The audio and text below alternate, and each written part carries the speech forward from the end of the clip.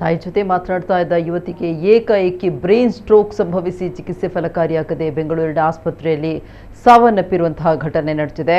ಹಾಸನ ಮೂಲದ ಶ್ವೇತಾ ಮೃತಪಟ್ಟ ಯುವತಿ ಏಪ್ರಿಲ್ 25ರಂದು ಕೆಲಸ ಮುಗಿಸಿ ಮನೆಗೆ ಬಂದ ಶ್ವೇತಾ ತನ್ನ ತಾಯಿ ಜೊತೆ ನಗ್ನಗ್ತಾ ಮಾತನಾಡ್ತಾ ಇದ್ಲು. ಈ ವೇಳೆ ಏಕಾಏಕಿ ಕುಸಿದು ಬಿದ್ದು ಮಾತನಾಡಲಾರದ ಸ್ಥಿತಿಗೆ ತಲುಪಿ ಬಂದಿದ್ದಾಳೆ. ತಕ್ಷಣ ಬೆಂಗಳೂರಿಗೆ ಕರೆತರಲಾಯಿತಾದರೂ ಅಷ್ಟರಲ್ಲಿ ಶ್ವೇತಾ ಕೋಮಾಗೆ ಜಾರಿದ್ಲು. ಬ್ರೈನ್ ನಿಷ್ಕ್ರಿಯಗೊಂಡಿದ್ರಿಂದ ಹೆತ್ತವರು ನೋವಿನ ನಡುವೆಯೂ ಮಗಳ ಅಂಗಾಂಗ ದಾನ ಮಾಡಲು ನಿರ್ಧರಿಸಿದ್ರು. ಆದರೆ ಇಂದು ಬೆಳಗ್ಗೆ ಚಿಕಿತ್ಸೆ ಫಲಿಸದೆ ಶ್ವೇತಾ ಮೃತಪಟ್ಟಿದ್ದಾರೆ. ಹೀಗಾಗಿ ಅಂಗಾಂಗ ದಾನ ಮಾಡಲು ಸಾಧ್ಯ ಇಲ್ಲ ಅಂತ ವೈದ್ಯರು ತಿಳಿಸಿದ್ದಾರೆ.